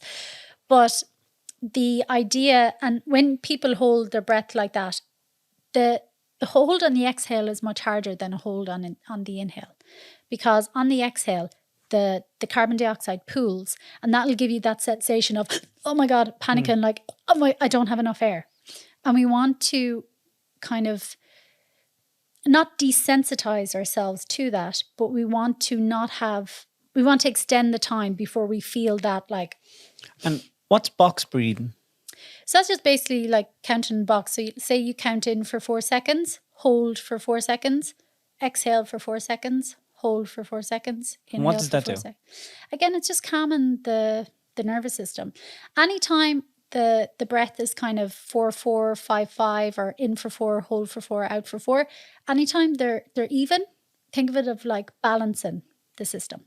So we're balancing heart, brain, kind of all the organs. Anytime we're exhaling longer than the inhale, extending the exhale, that's parasympathetic. That's more activating the rest and digest. And the activation then is the in and out through the mouth. And because we're oxygenating ourselves so much as well, if you hold on the inhale when you're doing one of those journeys, you can hold it for 1, 2, 3, 4, 5 minutes sometimes, and you feel really good because you've so much oxygen. But if you try to hold it on the exhale, very different story. What's the best advice you can give to anyone out there that's listening to have their breath more healthy? Well, first be aware. Tune in. How are you breathing in the first place? Because most people don't even know. At rest? At rest, in general, anytime. Start a practice of just tuning in. Even and notice when you're in a stressful situation, oh, what's happened to my breath here? When you're resting, oh, what's happened to my breath here? Curious, just to see. Do you think, professionally, that mouth breathers are all stupid? Totally. I know. Do you know when they're so annoying, aren't they? But you know what? Unless it's a medical issue, and if that's the case, I'm very sorry. And obviously, for some people, it totally is. For others, it's just habit. We're creatures of habit, and it's like I said, use it or lose it. Like, so you do get constricted, and it's harder to breathe through your nose, but it will open up again if you use it. But yeah, mouth breathing is definitely a no-go. It's kind of, it's so bad for you. It's not a recipe for good health, because, if you think about it, we have like 60,000 kilometers of blood vessels and things inside of us, like something ridiculous like that. It goes, they were all laid out, what's inside of us in blood vessels. It goes around the world 2.5 times. Fuck. We're fucking amazing. Yeah. But we're so complex. Yeah. And, people don't realize that. So if you think of those 60,000 kilometers all inside of us, when we're breathing through our mouth, when we're over-breathing, when we're breathing upper chest and not fully nourishing ourselves, every single one of those 60,000 kilometers is constricted. That's affecting your heart rate. That's affecting your blood pressure. That's affecting the blood flow to every single one of your organs, your muscles. So if you're doing that for decades, of course it's going to affect something in your body. Of course something is going to show up. And I've been like, playing, because I'm telling you, it's a rabbit hole I've gone down, and I'm like, wow, do we have so many health issues because of how we're breathing for so long? It's like the chicken or the egg. Or do the health issues affect the breathing? And obviously the health issues affect your breathing as well, because we all know if you're sick, your nose is blocked, you can't sleep properly and all these different things. But it's really interesting. I think there's something in the other side as well. If we're chronically over-breathing and not breathing optimally for decades, of course it's going to have an impact. Is your biggest fear drowning? No. It's not. Why? Is that yours? I don't like not being able to breathe. But this is the real. But this It's is scary. but that's why when people hold their nose and try test their bolt score or breathe really panic. imperceptible like that, they panic, and that's what you want to desensitize yourself to, because we're not changing our oxygen levels per se in those breath practices. They're not changing. We have enough oxygen. It's that carbon dioxide which is the stimulus of, oh my God, I'm freaking out. I don't have enough air, and it's not the truth. But we can work on that. And you run this all from Mexico now. You live in Mexico. Mm-hmm. That's where Mexico your and Ireland, that's now where that I'm your home. life is, and that's it. Huh? Well, at the moment, I mean, never say never. Just waiting for the next cue. You in another relationship? No. Also, if anyone is Yeah. looking for a relationship, Got my Breathwork eye, as standard. Yeah, I've got my eye on someone though. Oh, Well, it doesn't mean the door's closed. is he a Mexican? He's a Mexican. Why do all the Mexicans want to go to America? This guy doesn't. But no, a lot of people do, because I mean they just had so much better opportunities and make better money. I think things have changed. I mean, not everywhere. Mexico is a freaking massive country, but I know like where I live and a lot of my friends and their families, like they don't have any desire to go now because tourism's really big in Oaxaca as well, and Mexico's coming on, and like the peso's really strong. What are the Mexicans' perception of the way they're treated? Like, don't come over the wall, don't come over the wall. Like, do they think the USA are dicks? Yeah. I mean, I can't speak for everyone, but yeah, I think... Because I have a few friends that work in America, and they say that their best workers are Mexicans. But the ones who are there then are really liked because they're the best workers. I'll tell you a funny story. When I was in Peru years ago, I was doing a volunteer in a hostel, and this is a massive hostel. What's the volunteer doing in the hostel? As in, well, this one had a bar. So we just worked in the bar. We did. You have to tell me these things because in my head, I know you've no idea. No. So this is one way. This is one thing I did traveling. Oh God, I never answered the question the last time when you were like, "What did you do when you went back to Mexico in 2020?" And I was like, "Well, yeah." I was like, "Shit, I'm working online now. I don't know where to go. I don't know where I want to live. Mexico's massive. I don't want to be in a hostel. I don't want to just rent somewhere because I don't know where I want to live." So I went first of all to visit my friends in Irapuato, where I lived. I hadn't seen them in 14 years. I was like, "Hey, coming back." And they're lovely. Oh, fuck no. Yeah. It's like we say, "Oh yeah, call." Oh, fuck, like, they're here. Shit. Yeah, but that's what they say. They're like, the Irish were like, yeah, call. And we don't really mean it. Whereas the Mexicans do. They're genuine. They're like, "Oh yeah, you've got your house here." So I went there.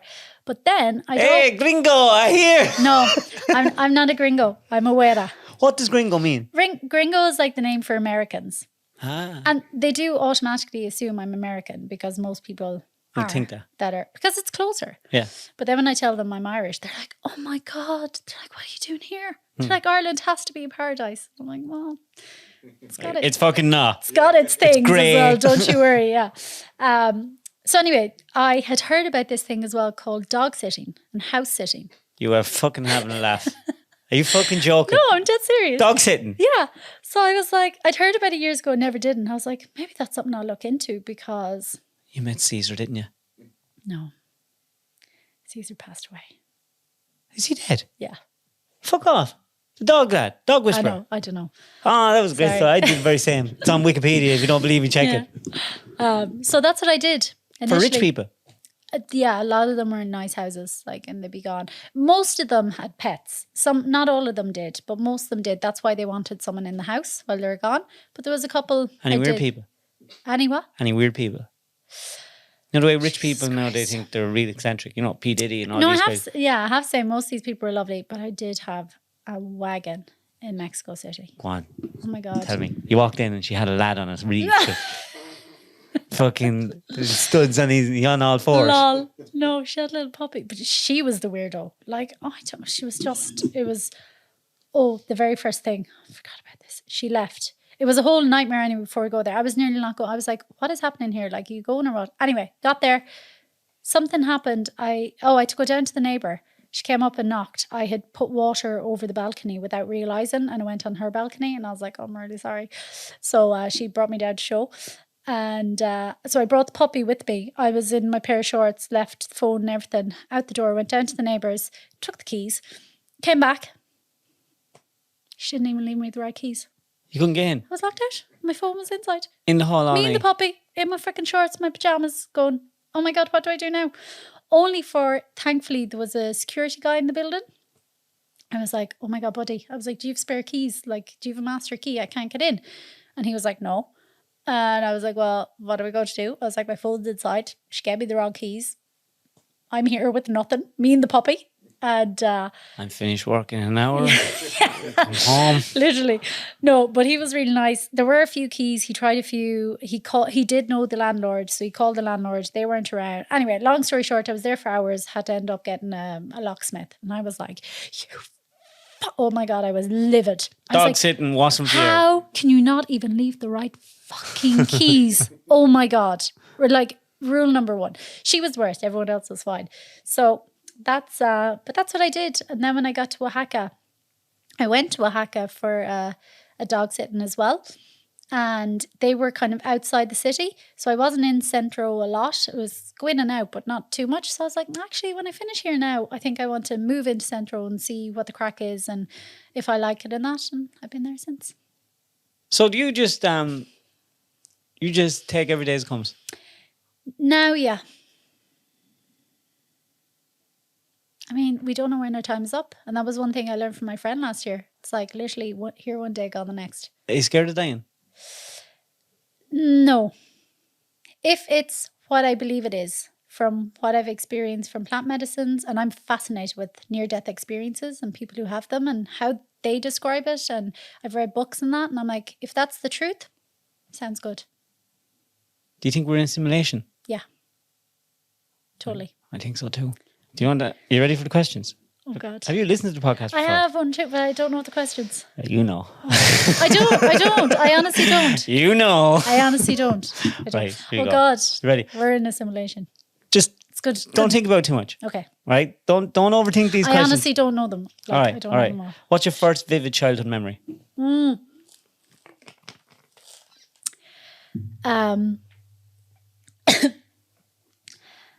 Oh my God. So I remember it must have been 1989. I was 6. And Dad brought myself and my older brother Keith to the Mayo final, All Ireland final in Crowpatrick in Dublin. Crow Park. I love Mayo. Mayo for Sam. I'm out of the country too long. Oh, you don't believe in Bannon Road. That's all wrong with you.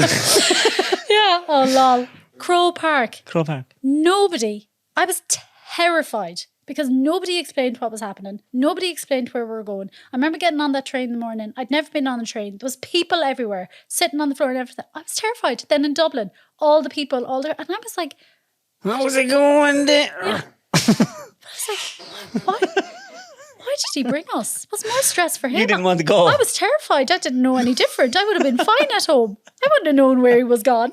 But I do remember we were sitting behind the goal. But my dad actually won 2 All Ireland medals. Tickets or medals? Minors. No way. 71 and 74. What's your father's name? Michael Maloney. Mickey Michael Maloney. God, there's going to be loads of people who are going to know him. And my uncle, What's his name? Marty Maloney. Marty Maloney. Your granny or granddad named their 2 sons Marty and Micah. Yeah. Brilliant. Yeah. That is a typical Irish Classic. family, isn't it? Yeah. That's brilliant. So that's my first memory and I was terrified. Would you like yourself if you met yourself? Oh, Jesus. I think probably more now than before. But I don't know, would I find myself a bit annoying as well? What do you not like about yourself? as of now? No, I like me. I do. Hey, but everyone hates something about themselves. Probably the bit cellulite. Say what? Cellulite. Is that what it's called? What's that? Cellulite, yeah. You when you have the dimples on your legs and that. Yeah, Fuck, I thought you were going to say something fucking, profound. No. That's a totally normal woman thing to say, isn't it? Fellas don't even see it. No. No, I kind of like me. I suppose sometimes I can probably still be a bit, I don't know if negative is the word, but a bit fearful. Like a bit overthinking still sometimes. I don't like that. What do you like most about yourself? God, I'm really proud of who I've become. And nobody would know the journey because it's all an internal journey. And I was like, actually, I'm doing okay. That's cool. I'm That is pretty happy cool. with myself. I want to be able to say that about myself. Yeah. Who brings you the most happiness in your life right now? Oh, God. Who brings... Oh, my God. My nephews. I've got 2 little nephews. They're 11 months old. They're the freaking cutest. What are their names? Cody and Hayden. Great names. Oh, really? Do you like them? Yeah. Oh, my God. They're so cute. Are they your younger brothers? Yeah. Kids? I fucking knew it. Twin boys. Watching How'd you Home know? and Away. Yeah. From the time he was young and he was I want to watch Home and Away. Yeah, I knew it. Oh, my God. Love them. Yeah, they're so cute. If you walked into a room with everyone you ever knew there, who would you go to first? Dead or alive? With everyone I ever knew. Jesus, a lot of people.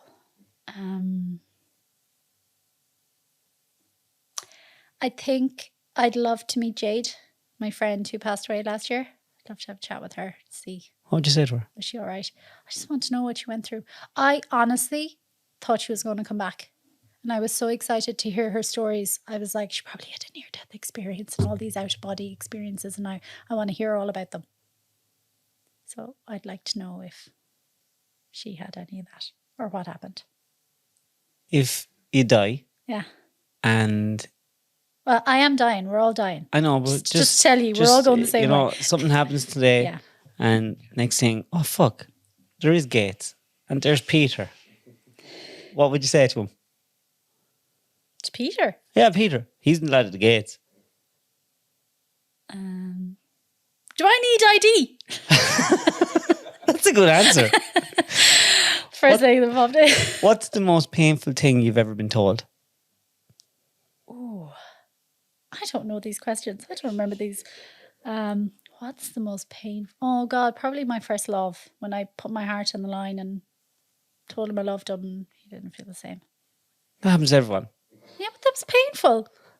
I will see you yours. Yeah. And how about one just fucking riding around on you all the time and you're fucking mad about her? That's worse. Maybe, yeah. At least he fucking told you, I don't feel the same. Well, this is a whole other kettle of fish, but that ex who sent me the email, Yeah. it was like something out of a movie. About a year or two later, I had this girl find me on Instagram. She said she followed me or whatever. She came up as a suggestion. Anyway, long story short, he was doing the dirt. Because I never said his name. I had shared a blog post online and I'd spoken about him, this, that and the other. And this girl had sent me an email on Instagram, was like, oh, your article really helped me. I went through something similar, blah, blah, blah, blah. I even think it was the same person. No way. Yeah. And I was like, lol. I was like, really sorry you went through it. I was like, definitely not unique. Like, best luck in your healing journey. Like, you'll be fine. But I was like, there's no way it could be the same person. It was the same person. Did she have your jeans? Yeah. Fuck. Did you ask her? No. That Oh my bitch is God. rocking around Mexico in your fucking good jeans. I never even thought. Oh my God, I'm going to find it. Root out her content. You Be like, root hey, out her any chance contacts, did you for get fuck's sake. any chance did you get a load of clothes and handbags? Well, you've already said you don't believe in God. I mean, I absolutely believe in God. I use the word now. I never liked it for years, but I don't believe it is the religious sense of a man in a big white coat judging us. I use the word God. I believe in God, source, You can't get wet from the word water. It doesn't matter what you call it. Yeah. Well, no. What's that mean now? That's saying you can't get wet from the word water. Well, you Oh can't. yeah, so it doesn't matter what word it is. Yeah, whether it's God. Yeah, but I know. don't use it in the religious sense, like needing the middleman and the priest and that connection. It's like no, I've got the connection myself. Everyone has, I think, a religion. Some people's religion is money, work. It's what gives you peace, really. Mm-hmm. as a group.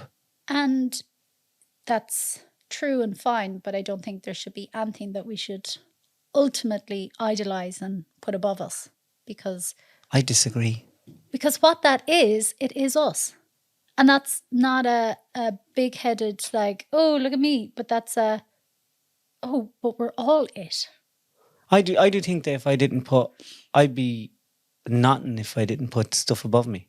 Well, I mean, I agree, as in something bigger, but I don't know if I put money above me or something, that would... Yeah, no, I get you. Like, it depends what you're putting it into. Like, I don't think I'd get up in the morning if I didn't have kids and the wife. Yeah, no, in that sense. Well, I'm not saying I'd be a bum, but I wouldn't. Well, you never know, because this is the thing. You'd have to find something, because your option is, yeah, I can be depressed and be a victim and feel like, oh, woe me, or I can still find something because I deserve that happiness anyway.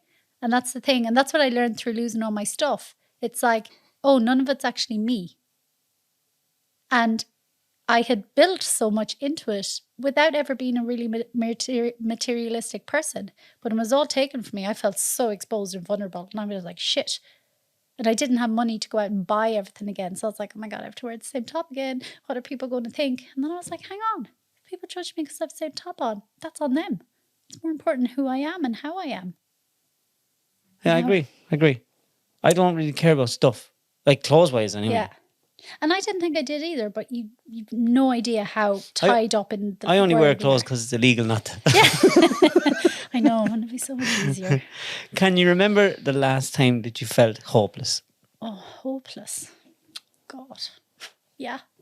I mean, the exact moment. I mean, it's definitely something I felt. Definitely something I felt. The last time I felt hopeless.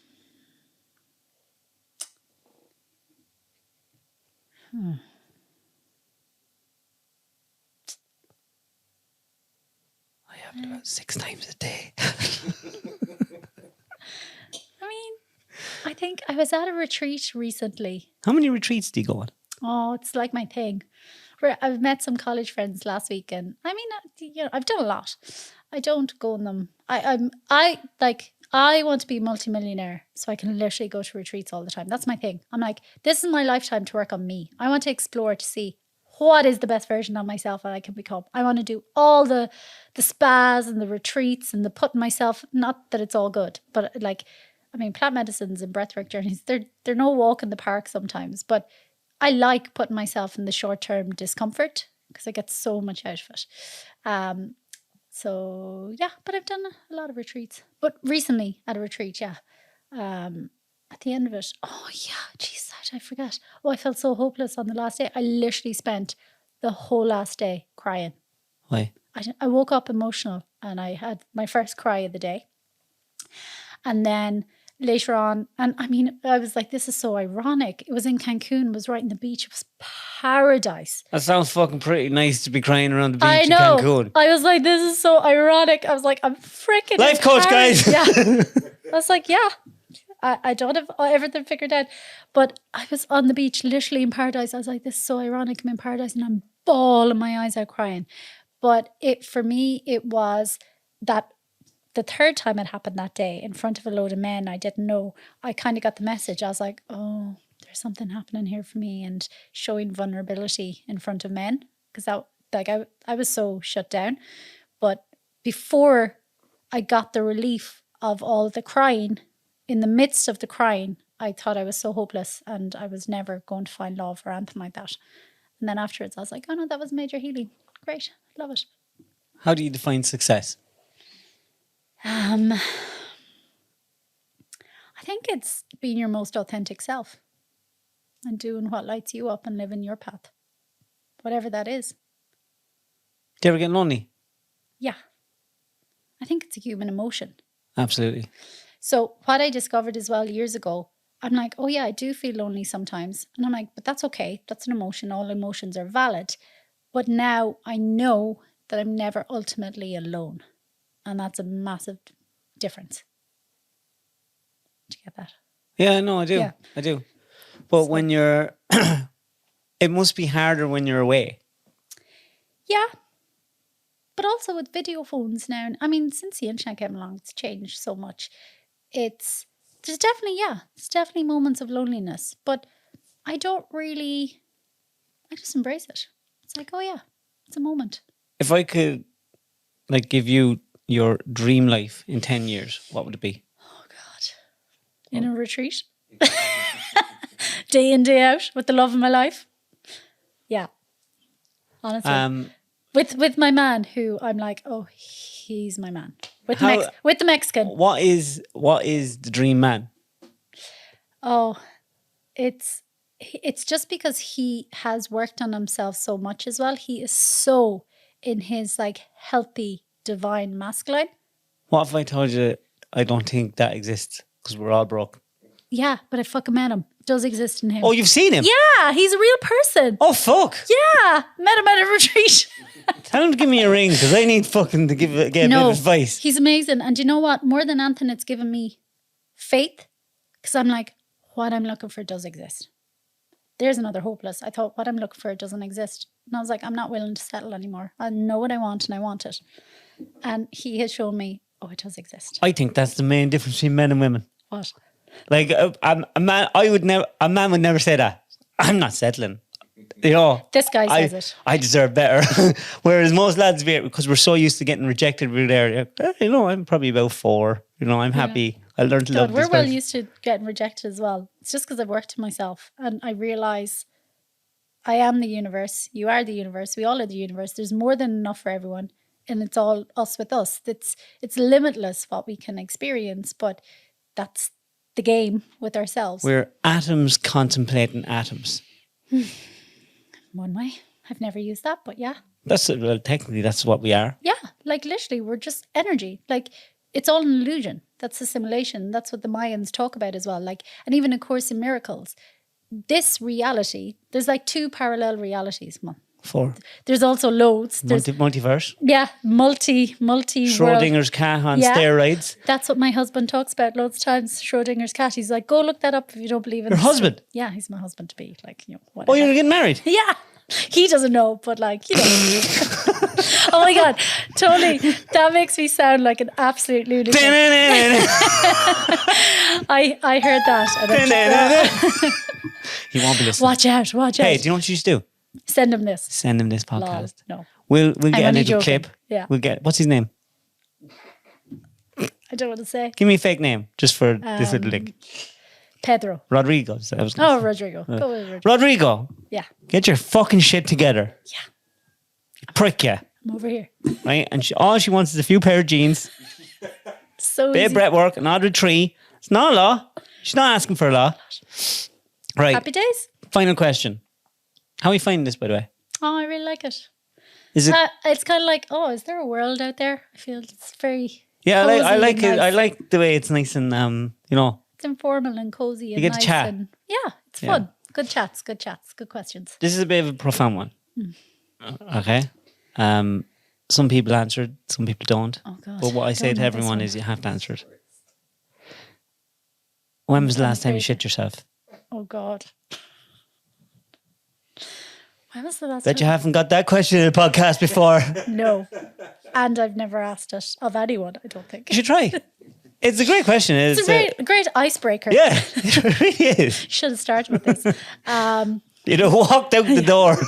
Well, yeah. When was the last time I shit myself? Jesus.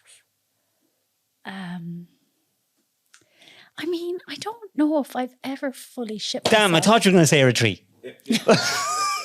Well, I did, but I made it to the toilet. Oh, yeah. Then no, but I definitely. Oh God. There's no way you went to fucking Mexico and didn't get to run somewhere. No, I was about to say all over the world. Like I was like, it's definitely. I have got some. You know those cramps, and you're on a bus or something. You're like, oh my God, and you're praying.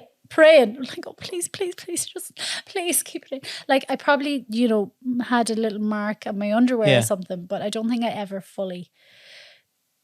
Women are so diplomatic with that question, aren't they? Lads will just answer that straight away. We all know instantly the last time we shit ourselves. I don't think I shit myself. But can I tell you? Oh yeah, you can work away. This one time I was going out with this guy, and oh my God, he lived in Galway, and his house where he lived, shit everywhere. No, pretty much. I mean, without shit, it was such a tip.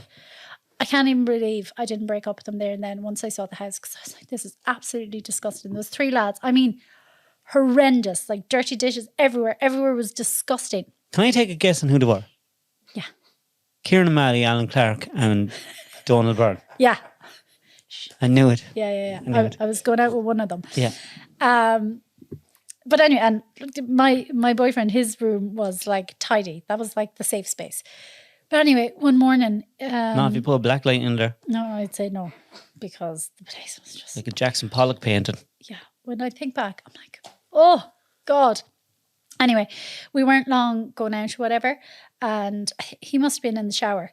And I got the cramps, and I was like, oh my God, and I was in convulsions. And there was only the one toilet in the house, and he was in there, or maybe he was gone to work, and I was waiting to shower and go. But someone was in there, and that was the only toilet. Even though it was rank, I love where this story's going. I needed to go. Yeah.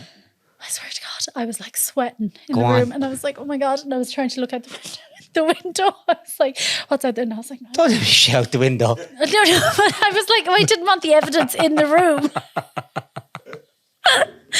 I fucking hope you shout the window. Please say you shout the window, did you? No, but the story is, I didn't actually shit myself, but I was, the bin, the waste bin, I was like, You did the bin. it was literally, You had to. I was like, I'm going to have to, I was like, I am going to have to, like, this is not staying in. And You had no choice, Karen. thankfully something happened and You were right. saved it. Fair play to you. So I've never fully, but I've had not many, but I've had a good few moments like that, especially from travel. And you're in the most awkward, like on a bus, on a boat, can't get off. Is it expensive to live in Mexico?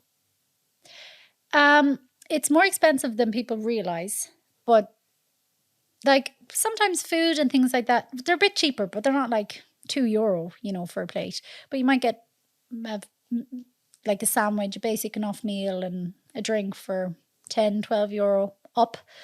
But where it is cheaper is like utilities, electricity, Rent.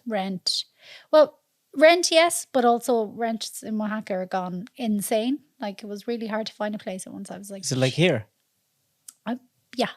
But I mean, not that level, but some of them are gone sky high. I'm like, this is more expensive than Ireland. This is insane. What are the roads like? But the utilities, where you save, some of the roads are desperate. Like when all the way in my drive here, when I was on that tiny little mountain road, I was like, this is amazing. There's not a pothole in it, and look at it in the middle of nowhere. I was like, this was Mexico.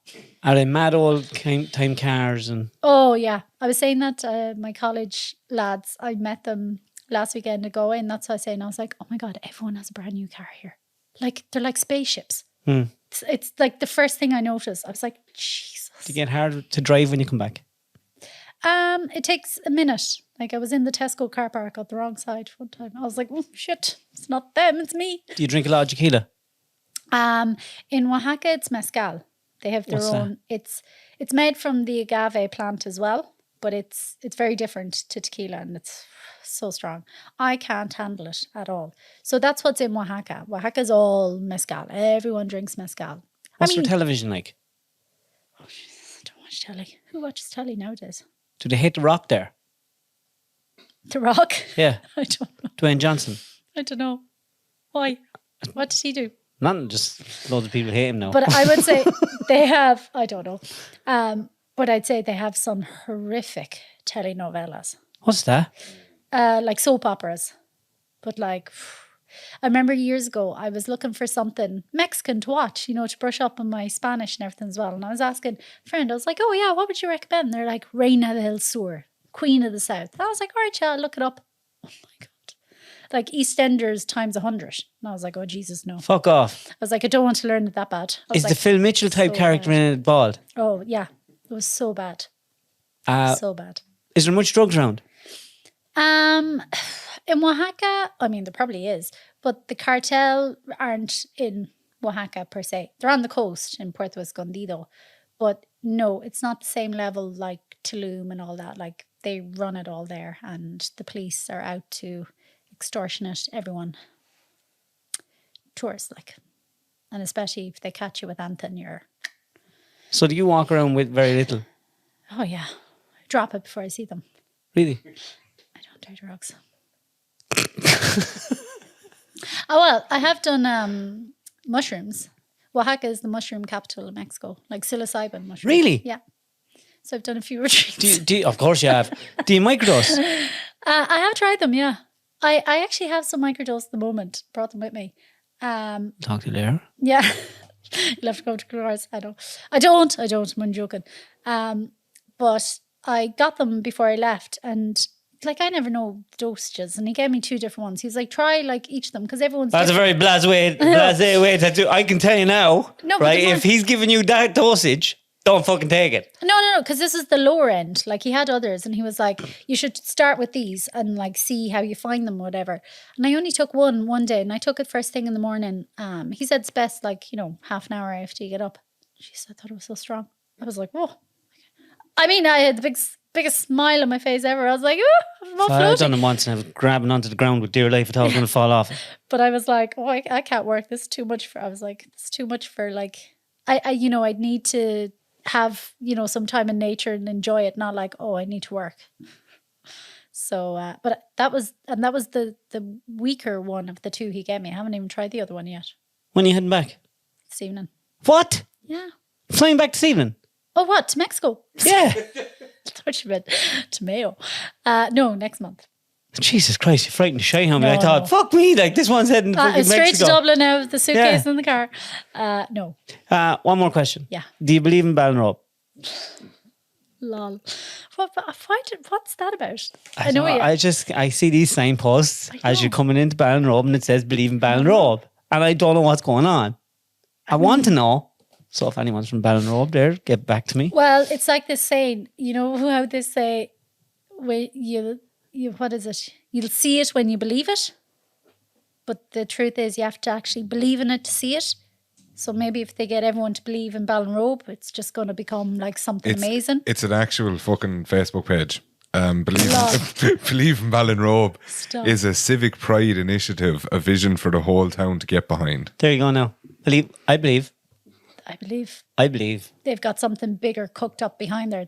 Because belief is everything. That's clever.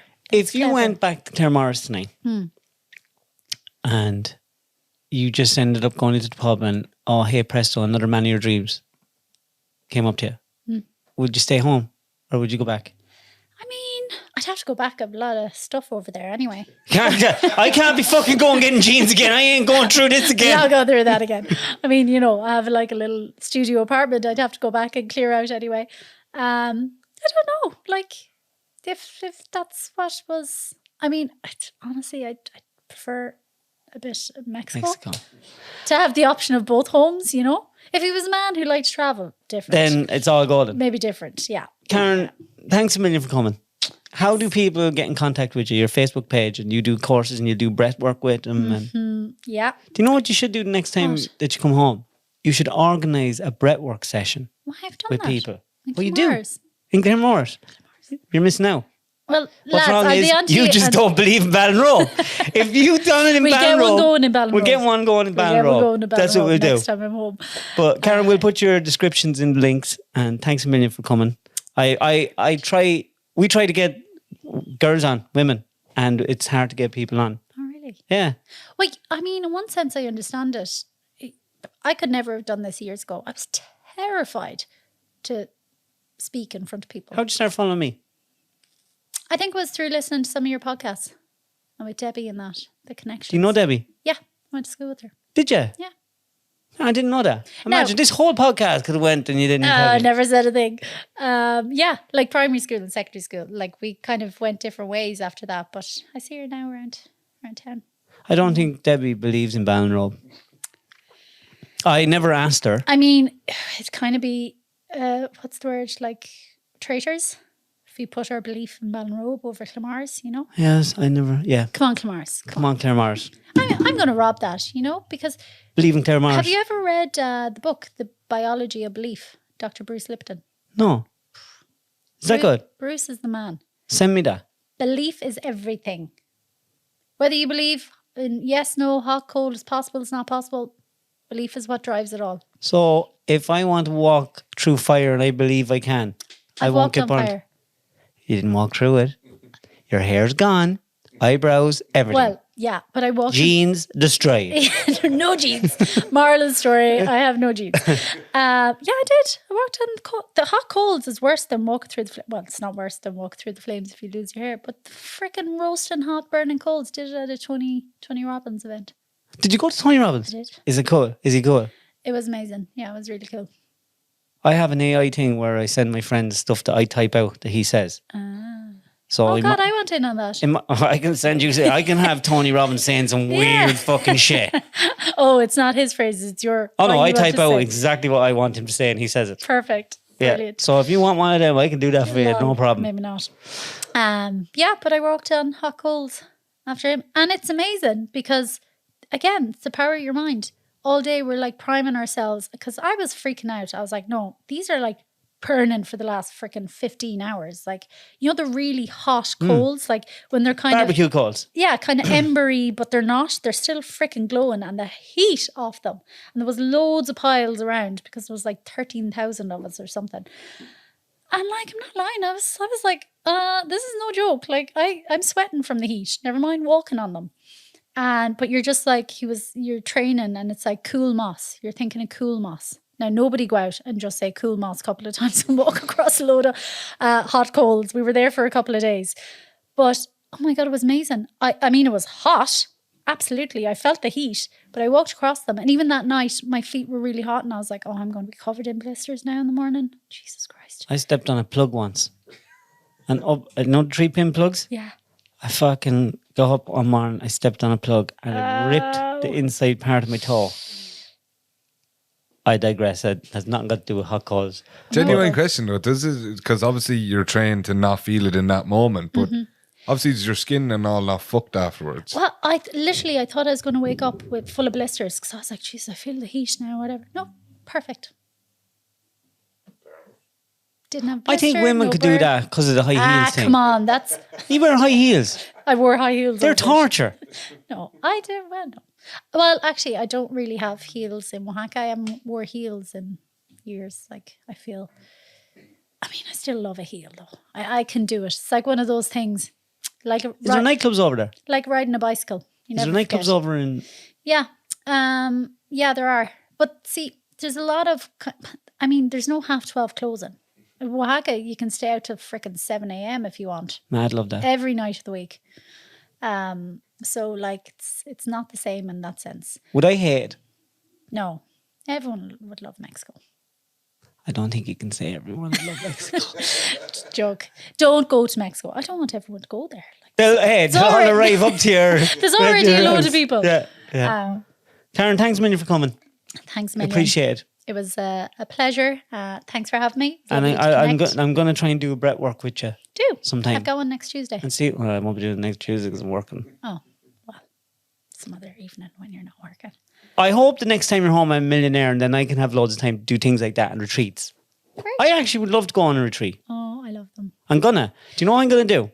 Right? Go on a retreat. No, I'm gonna do. I want to do one of those things in the Amazon. I want to go and do ayahuasca and do a big purge.